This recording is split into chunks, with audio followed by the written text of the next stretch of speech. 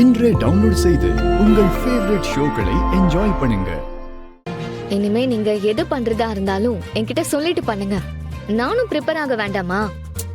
அடா அதெல்லாம் சொல்லிக்கிட்டா இருக்க முடியும். எல்லாம் அப்படியே ஒரு ஃப்ளோல பேச வேண்டியதுதான். இதுக்கு போய் மூஞ்ச தூக்கி வச்சுக்கிட்டு.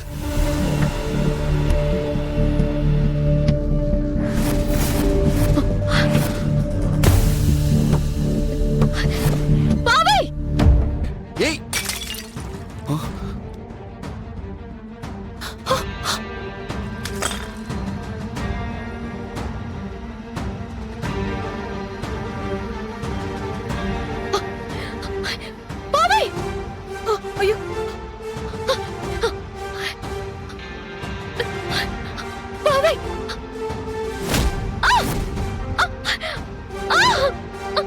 ஐயோ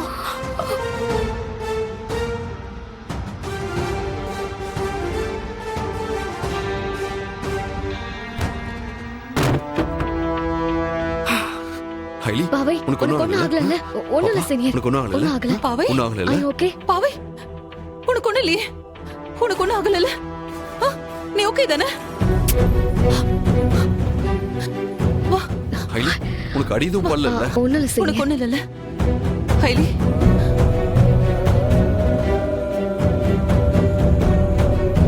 ஹைலி, ரொம்ப தேங்க்ஸ். கடவுள் மாதிரி வந்து என் குழந்தைய நீங்க காப்பாத்திட்டீங்க. விடுங்க மேடம், இதுல என்ன இருக்கு?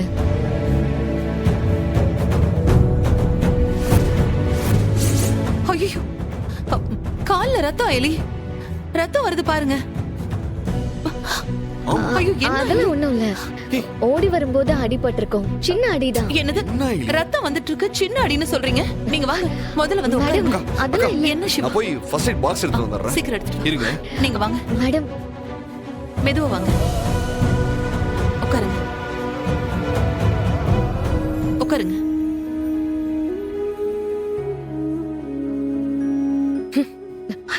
அயலி மட்டும் குழந்தைய காப்பாத்தலனா இந்நேரம் அந்த ஏணி குழந்தை தலையில விழுந்து உயிருக்கே ஆபத்தாயிருக்கும். நல்ல வேளை காப்பாத்திடுச்சு.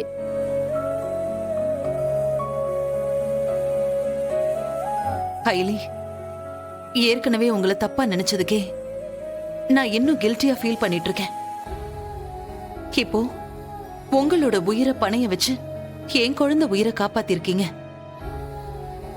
உங்களுக்கு நான் எப்பவுமே நன்றி கடன் பட்டிருக்கேன் ஐலி.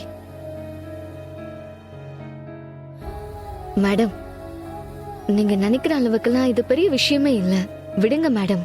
உங்களுக்கு வேணா அது பெரிய விஷயமா இல்லாம இருக்கலாம், ஆனா எனக்கு அப்படி இல்ல. நீங்க காப்பாத்தினது என் பாவையோட உயிரை மட்டும் இல்ல, என்னோட உயிரையும் தான். ஏன்னா என் பாவை தான் என் வாழ்க்கைக்கான அர்த்தமே. மேடம், எங்க ஸ்கூல்ல படிக்கிற எல்லா குழந்தைங்களையும் நான் ஏன் குழந்தையா தான் பாக்குறேன். அதுலயும் பாவை எனக்கு ரொம்ப ஸ்பெஷல்.